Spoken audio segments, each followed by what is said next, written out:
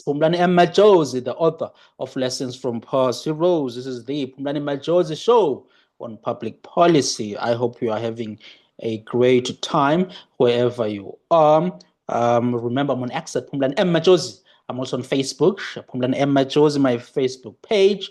I'm on LinkedIn as well, Phumlani Majosi. I'm on TikTok, it's Phumlani Majosi. I'm on Instagram, it's Phumlani Majosi. And remember to get yourself a copy of my book, Lessons from Past Heroes. It's a bookstore near you, or you can order on amazon.co.za. I have a very fascinating guest today, Adam Charnas. He is an analyst at the South African Jewish Board of Deputies. He wrote great stuff last month, a very interesting article titled Frightening Lack of Tolerance for Jews in SA. He is now going to talk about that. Adam, how are you, sir? Thank you so much for being on the show. I really appreciate it. All good. How are you doing? I'm very good, and you. Thank you. Thank you for having me. Wonderful, wonderful, Adam. Adam, I want us to talk about anti-Semitism, right?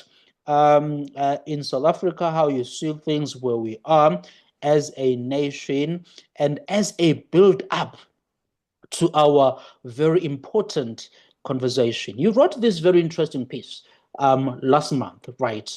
This was during the time of the Jewish Passover, and it was about South African actor Eric Mieni, who posted things that were quite concerning. Tell us about that. Give us a brief of what did Eric Mieni do last month that concerned you and that we expressed in the piece? So, Mr. Mieni went into the Pick n Pay and Norwood, which has traditionally been a Jewish area with a history of a lot of Jewish people living there, and has always had a section during Jewish festivals for specific kosher foods or food for that festival. And Passover is specifically quite important because it's a festival that mandates a specific diet. Yeah. So, Mr. Majosi went into the store and he saw blue and white flags on the awnings and stars of David, which were there to signify that that was a kosher section, and also as a sign, a token of respect for the Jewish community in the area ahead of Passover. Mr. Mieni mistook these for an Israeli flag and posted on his Facebook, or he claims he mistook them for an Israeli flag. I really don't really believe that, but he posted on his Facebook that he was not going to shop at Pick n Pay anymore, and that Pick n Pay is a Zionist store. And the scary part about his post was that it then brought about a wave of comments that were just debased anti-Semitism, from all sorts of accusations about Jews, about our history, about Zionism. And it was really a start, it was a spark that led to a wave of quite an anti-Semitic diatribe that occurred there on Facebook. So this is how it all started. The day after the post, a protest was held at the Pick n Pay by BDS members, which is, of course, also was the day before Passover began. Sorry, the protest, Adam, where was this protest held? Was that Norwood Pick n Pay? In the Pick n Pay. Norwood Pick n Pay. In the Pick n Pay. This is the day after Mr. Mieni's post. So Mr. Mieni's post gathered quite a lot of traction. Yeah. And the day after that, the BDS came, and it was the day before. So the way the Passover fell this year, there was a Sabbath on the Saturday, and then the Passover started that Saturday night, Sunday and Monday. So on the Friday, when everybody was frantically there shopping, trying to just buy all of the goods that they needed and that they wanted for the Passover before they couldn't buy anymore. So the BDS came to intimidate. And this was a massive problem for us. Just 1 second. Yeah. Apologies. Yeah. People have come into the room.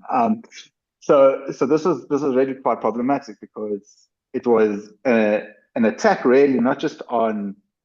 It wasn't a political attack. It was an attack on our Jewish symbols. So it was an attack against Star of David, which has been a symbol since at least the 17th century. There's records of it being used as a symbol for Jews at the 3rd century. The name, of course, invokes that it was used by King David himself. The concept of blue and white as colors representing the Jewish people is also something that was attacked. Blue and white has traditionally been colors that have represented us through the frills that religious people wear, which were supposed to have a blue ink and a white ink. Well, not white ink, they were white with a blue ink. So that blue and white came to symbolize us and was often used and is often used on our prayer shawls, which are white with blue stripes or sometimes black stripes. And that actually is what the Israeli flag is based on, the prayer shawl, not the other way around. So the Israeli flag is meant to look like a prayer shawl. It's meant to invoke in us the idea that a prayer shawl. And the Star of David is commonly understood. I believe that 99% of the world population see a Star of David and they understand that it's like a cross or a crescent. It's the symbol of a religion. So that Mr. Mayeni should go into the Norwood Pick and Pay, which every year in my memory, I grew up in Norwood. Every year in my memory, there's always been, for every festival, there's been Stars of David, blue and white draping, to identify with the community and to identify that that's a space where the community's goods can be found. In much the same way that during Diwali or during Eid or during Easter, they've got symbols that'll demonstrate that that they side with or that they support the communities there and that the specific goods for that festival can be found in those aisles. So that Mr. Mayeni didn't know that happened surprises me. And it leads me to believe that his statement afterwards that he didn't understand the symbolism is disingenuous. Yeah, it's quite disappointing that someone of his character, someone who is, as I'm reading on this is at www.tvsa.co.za,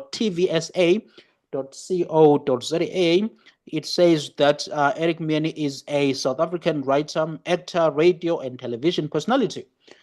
This is last time I saw him, I told you earlier before we went online that I last saw him when I was a child on TV. I had not, seen him in I have not seen him in a very, very long time. But way back, when I was a child, in the early 2000s, I used to see him on local TV productions.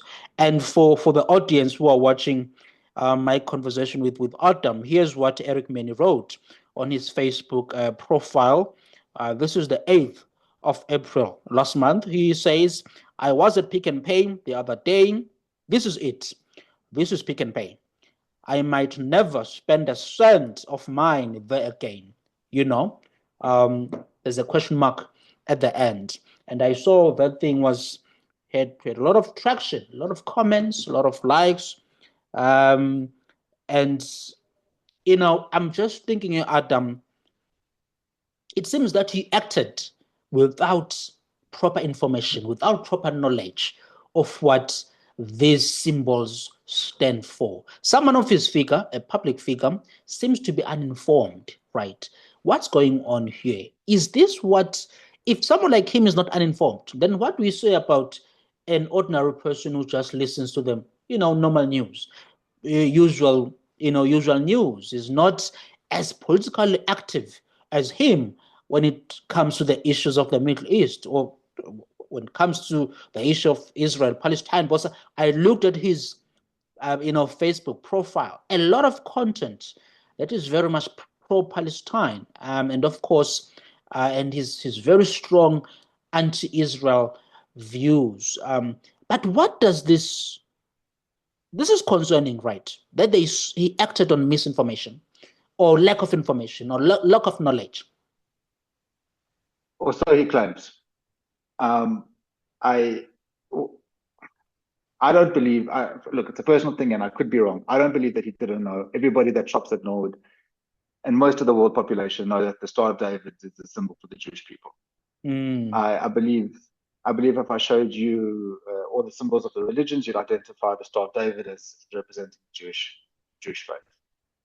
Mr. Mayeni either didn't know and is acting, in which case it's a knee-jerk reaction and an aggression that's based in a sort of a hate and a bigotry, not trying to understand what's happening or not trying to understand the situation, or an honest attempt to create some sort of conflict or some sort of problem in his willingness not to understand.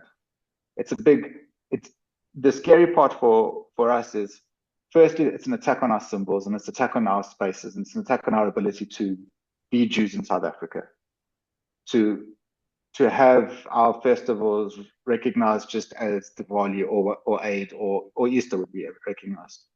So that's the first thing that's a bit problematic for us. And the second thing that's problematic for us is that it conflates, or it's an attack on our space. It makes it so that we don't have a space where we can go and be Jewish or buy our kosher goods and be recognized as being Jewish. So this is something that for us is very problematic. Now, the wave of anti-Semitism, and it can only be described as anti-Semitism when you read the comments that come after his post. Yeah. The wave of that anti-Semitism is the thing that's the most scary, because you talk about how he's doesn't know and the power that he has. But when you understand that his lack of knowledge, assumed lack of knowledge, and his aggression was the spark that allowed it opened the door for a lot of people's bigotry to come flooding through that gate.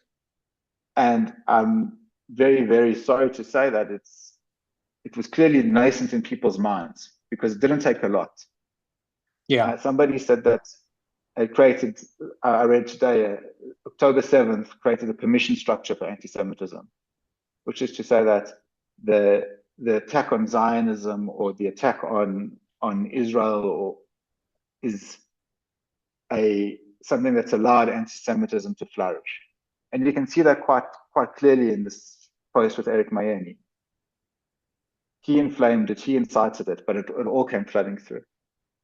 Mm-hmm. Now, I need to just to clarify something here, Adam. When I say lack of knowledge, I say that because in your opening, you said that when he walked in to Pick n Pay, there was a mistake he made in thinking that the symbols he saw were Israeli, when Israeli flag or represented Israel, not really Jewish symbols, but rather sort of symbols for Israel or the Israeli colors and flag.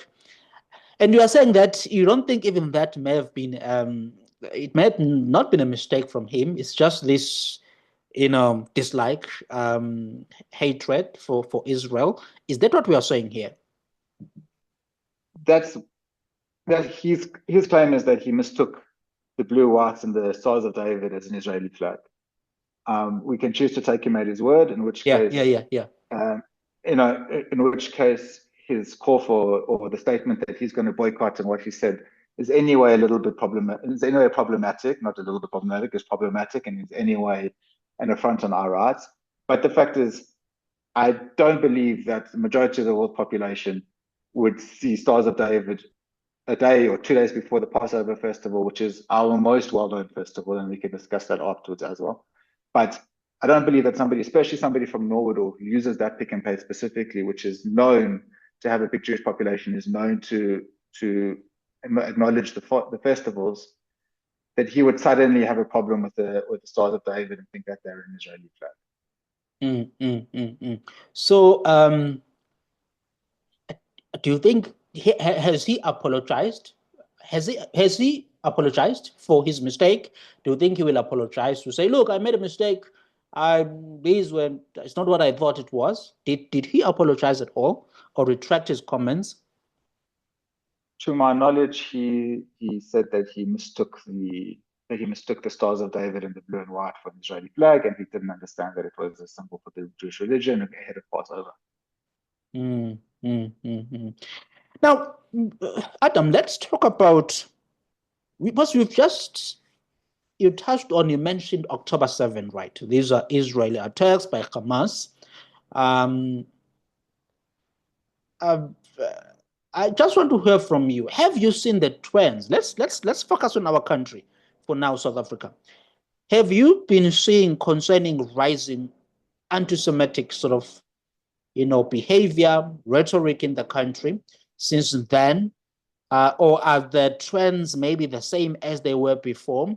Has there been any concerning upward trend, or what has been the direction of anti-Semitic behavior in the country post the attacks in Israel? So initially, in the months that followed October 7th, we saw a spike of more than 600% in recorded numbers of anti-Semitic incidents. Locally in South Africa? In South Africa. Mm. So that's in October, November, December, January, into February. We saw a massive spike in anti-Semitic incidents. Then it began to go down to what we consider to be normal anti-Semitic incidents numbers through the year. So that last year actually was the third highest year of anti-Semitic incidents on record. The spark of the 600% obviously, luckily, thank goodness, didn't last and came down into normal numbers, but it was still a higher than average year in terms of anti-Semitic incidents recorded, with 2013, which captured that October, November, December, actually still having more anti-Semitic incidences. But that's obviously skewed by the massive spike that we saw that immediately followed October 7th. Where we've seen a bit of a difference is that we're seeing a lot of what I like to term antagonism, which is to say, similar to Eric Mayeni incident and the protest that occurred in the Pick and Pay afterwards, people are protesting in our spaces.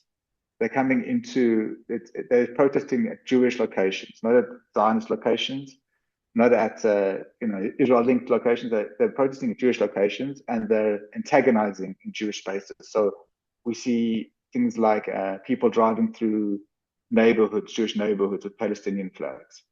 Now, on the one hand, it's your right to drive around wherever you want to and to put up whatever flag you want to.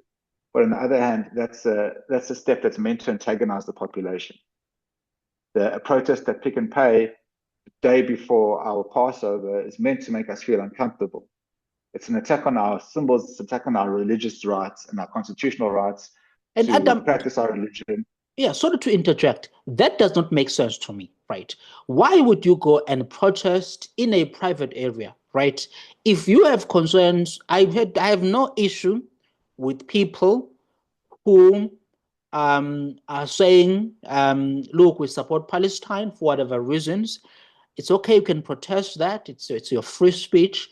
But why would you go to private, areas? Right. That's more like an invasion of some sort.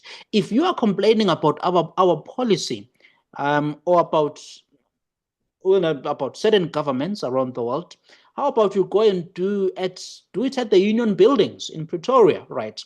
Go and do it outside our parliament in Cape Town. Go and protest at the right places where you can raise your complaint for whatever it may be when it comes to our policy, or our policies or whatever issues related to to policy you might have, than to go and spend time invading private areas. Wanted to make that very clear, that to me, that alone is concerning, right? I have seen this as well with EFF, economic freedom fighters, who go and protest in private areas, right? And say this place is only for Afrikaners. We don't want, this is a new South Africa. This is a democratic South Africa. Don't go and do that in private areas, right? What is happening in Orania, right? Or any Afrikaner community, it's a private area. Stay away from there. If you want to complain about government policy, go and protest at, outside government houses. Sure, outside parliament. Yeah, that's what you should do. Yeah, or outside an embassy. If you have a problem with Israeli policies, you should be protesting outside of the embassy. It's a free, yeah. This is something I firmly believe. Like, you have your right to your freedoms as long as your freedoms aren't impeaching on my freedoms. Yes. I strongly believe that, and that's why this particular situation with the EFF also, but with this Mr. Mayeni and with the BDS who came afterwards, is such an affront to us, because it's an attack on the community as the community. It's not an attack on the community as Zionists. Like they wanted, you're not turning a supermarket into a political battleground. Yeah. You're making it uncomfortable for the people who are in that supermarket to go and purchase goods in that supermarket and to be free to do that. And you're making it uncomfortable for that supermarket to serve the community and to serve the people who want to buy those goods. It's yeah. Now, yeah. No, please. Yeah. So now tell me about, was you said to me you were born here in South Africa, and that you grew up in Norwood, so you grew up here in Johannesburg, right? Sure. I mean, you've since you were growing up here, how has it been like to grow up as a Jewish person in South Africa? I asked this question because I just came back from California, right? Last month I was in California, had wonderful meetings, met great people in Los Angeles, San Francisco, where I was based. And when I was having coffees and conversations about economics, politics, telling people about my country, one of the questions that came up was, I mean, what is anti-Semitism like in South Africa, right? What are the attitudes toward, Jewish people? And I feel like I didn't give the best answer, and you are perhaps the right person to sort of give us a sense of how has it been like. You've already told us that post October 7, you saw a disturbing spike in anti-Semitic behavior, rhetoric, and so on. But growing up as a Jewish person in South Africa, tell us about that, your experience in this country. So, so I should start off by saying that even though there was a spike in anti-Semitism after October 7th, South Africa remains one of the safest places to be a Jew physically. One of the safest places in the world to be a Jewish person. One of the safest places in the world to be a Jewish person, yeah. Yes. And our campuses also are amongst the safest to be Jewish students. Our population tends to be safe to be what we consider visibly Jewish, to wear insignia of the Jewish faith, and to walk around in the streets and not to be harassed on that account. And that's something that we're very grateful for, and that's something that we don't take for granted at all. Yeah. What we believe has occurred is that the street in South Africa is not anti-Semitic. We believe that the South African street, the general person on the ground doesn't really understand about Jews, but also doesn't have any problem with Jews, any aggression towards Jews, any inbuilt bigotry. Yeah. There is, however, a situation that we face with the government, specifically a little bit with the ANC, in its very, very robust, almost obsessive anti-Israel agenda, and how that can translate at times into anti-Semitism, and how that makes quite uncomfortable for us as Jews and for us as Zionists. Of course, there's a difference between the two, and not all forms of criticism against Israel can be declared anti-Semitism. Contrary to popular belief, we do not think that all criticism of Israel is anti-Semitism, nor do we think that every incident where people criticize Jews is anti-Semitism. We're very careful about what we do, and we don't declare as anti-Semitism. But we see that sometimes, and more, what is declared to be anti-Zionism is actually it's a whitewashing of anti-Semitism, and it's masquerading. It's anti-Semitism that gets to masquerade as something else, and the government's completely, really obsessive agenda with Israel-Palestine, to the complete, completely ignoring other conflicts in the world, including ones that are right on our doorstep. But its obsession with Israel-Palestine has brought about some form of more aggressive anti-Semitism and more visible anti-Semitism that have come through the door and through the disguise of anti-Zionism. I'm speaking to Adam Charnas. He's an analyst at the South African Jewish Board of Deputies. We are just talking about anti-Semitism in South Africa. He wrote a very interesting piece last month, published on Politics Swerve, where I write a column. It is titled "Frightening Lack of Tolerance for Jews in South Africa. Remember to get yourself a copy of my book, Lessons from Past Heroes. Check out Adam's article on politics web. It's very, very interesting. And, do subscribe to this, the Phumlani Majosi Show on public policy. We talk about issues that matter here to South Africans. We don't do political dogmas.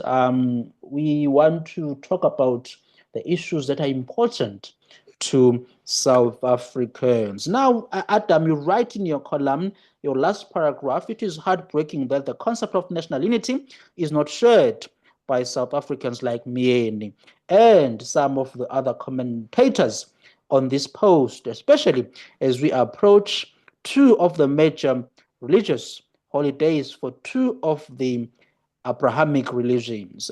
Surely this is a time when we should be embracing respect for other faiths and religious tolerance. When you spoke of, when you said on this post, I believe you're talking about Mr. Eric Mieni's post, the Facebook post. Is that your feeling that national unity, because you're saying it is heartbreaking that the concept of national unity is not shared by South Africans like Mieni and other people who are commenting there. What do we do about this? I mean, I'm asking because I feel like from our government, there can be reckless statements sometimes, as I said earlier, and I'm aligned to your point that not all criticism against Israel's or Israel's policies can be translated as anti-Semitism. People can criticize government policy worldwide. But I feel like our government has a tendency to fuel and encourage this kind of anti-Semitic rhetoric. What is your view on that from our government? Yeah, look, I believe our government firstly, it's strange that our government in the southern tip of Africa is so obsessed with Israel and Palestine. There's a near civil war in Mozambique next door, leading to refugees flooding into our country. But if you look at our DIRCO and with the money that they're spending and the time and the effort that they're spending on Israel-Palestine, it doesn't translate at all to our neighbors, which is something that should be stated. Like it's quite strange because we're not connected. But with a history of coming out of a conflict and with a history of being connected to the Palestinian Liberation Organization in their past, the ANC was uniquely situated at the time after October 7th to actually sue for peace, to say to Hamas, release the hostages, step back, disarm, let's avoid bloodshed. You've overstepped the mark here. You need to realize that you've done that. It's despicable what you've done, which is something that nobody in our government has said. It's despicable that you attacked civilians on October 7th. Nevertheless, that's been done. We can be peace brokers. But South Africa never set itself as peace brokers. The government set itself as the defenders of Hamas and became a tool for Hamas at the ICJ in its lawfare campaign, and has continued to push all sorts of diatribes and all sorts of really problematic anti-Israel and anti-Western agendas. And this has translated for us into, firstly, a new trope of genocide, which is something that I don't even like to say the word because it's not. It's led to misinformation about the ICJ, which never declared that there's a genocide happening in Israel, Palestine, or in Gaza. In fact, if you read the ruling, it just said that the Gazan population have a right to be protected, have theoretical right to be protected from genocide, in much the same way that you have the right to be protected from murder, and I have the right to be protected from rape, so too do the people of Gaza have that right. That was translated into the media and by the government as a victory at the courts, that they were right in declaring that Israel is perpetrating a war crime. And this has caused untold damage, not just to Israel as a country, but to Zionists, who are people who believe that Jews, what is a Zionist? It's somebody who believes that Jews have the right to self-determination in their ancient homeland. Nothing more than that. Yeah. And it's become a catchphrase for all of the world's peoples. But if you believe that Sotho people have the right to a homeland in Lesotho, or Swati people have the right to a homeland in Swatini, it's the same thing. All you're stating is that you have a right to a homeland.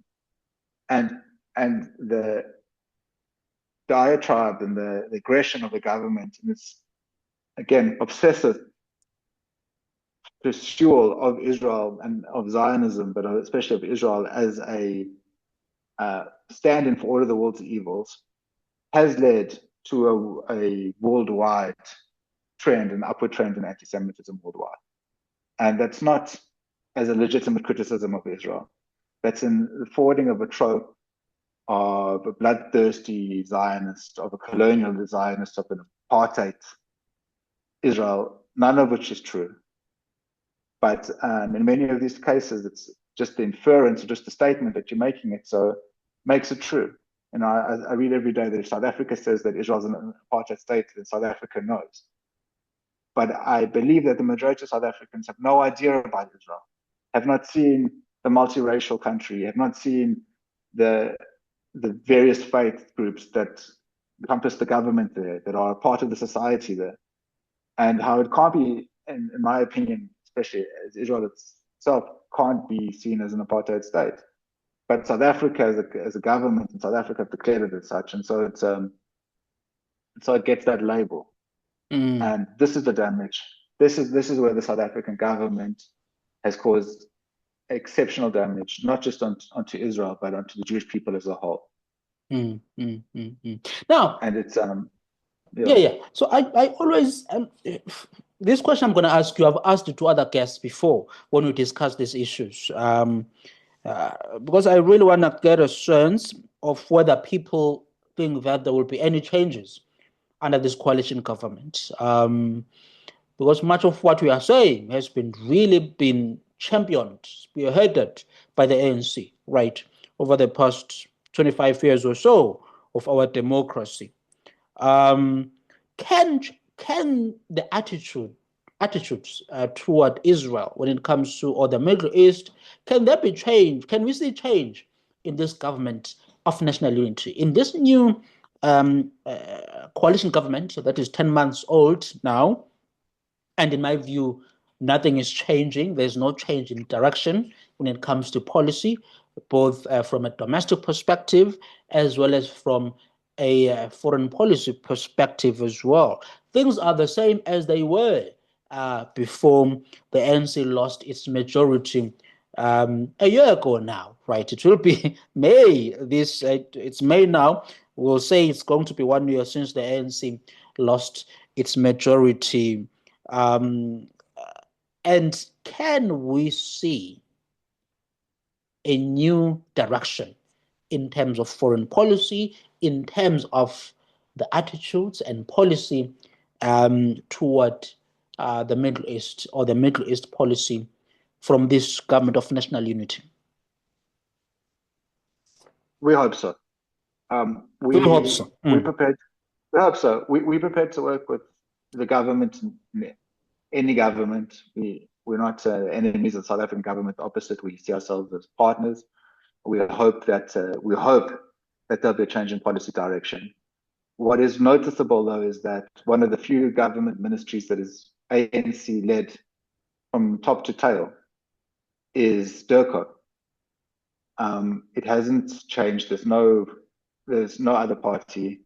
It has an ANC minister and an ANC deputy minister, which makes it quite a unique governmental department. And if you hear what Helen Zille said about the negotiations, and I don't know whether this is true or not, but she claims that the ANC were the one department that they were absolutely adamant would remain theirs and under their control was DIRCO. So while we may have seen policy changes in other governmental departments, and we can argue about whether they've been effective or whether they actually have been changes, DIRCO remains DIRCO, and DIRCO remains ANC DIRCO. Yeah. Now, Lamola seems slightly less obsessed with Israel than Naledi Pandor was, but this is still a very important element for them, and they still see, I think, the ICJ case as some form of display of South African pride and South African potential as a world leader. The fact that it's misguided, the massive waste of resources that it is, the damage that it's causing, not just to Israel, but to the Jewish community in South Africa and around the world, none of that is important to them. Nevertheless, we do believe and we do hope that the government of national unity will begin to see things slightly differently, that there'll be different forces within the government that might be able to influence the direction of DIRCO, and we remain open to working with whoever the government is to improve the situation. So what specifically would you like our government to do, briefly, because we have 3 minutes left? What would you like them to do quickly going forward? I would like them to drop the ICJ case. It's a waste of money. It's not going to lead to any saving of any life. The ICJ case, must drop it. No lives are going to be saved by the ICJ case. It's going to take years to come to a conclusion, and it's based on a fallacy. Drop it.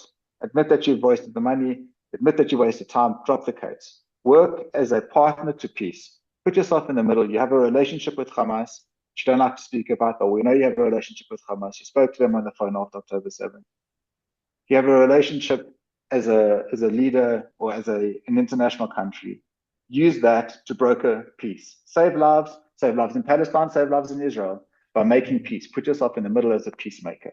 Yeah. And then what about anti-Semitism in South Africa? What would you like the government to do? I'd like the government to believe us.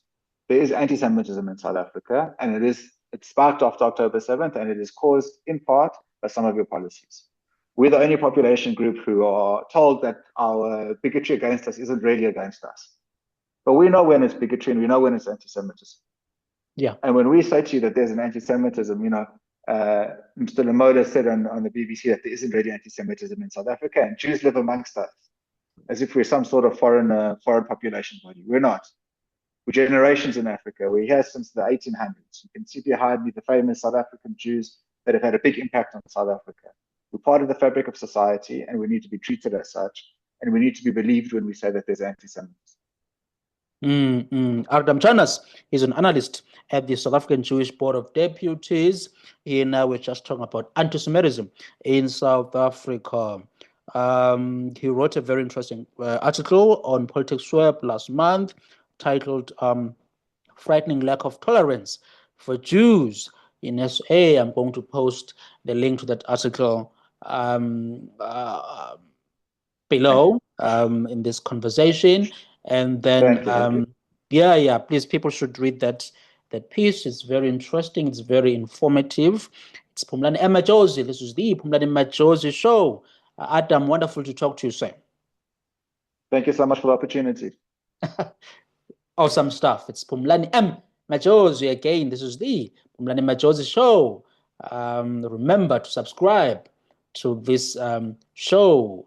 Listen to Common Sense on South Africa's affairs as well as global affairs, both in economics and politics. We'll chat soon.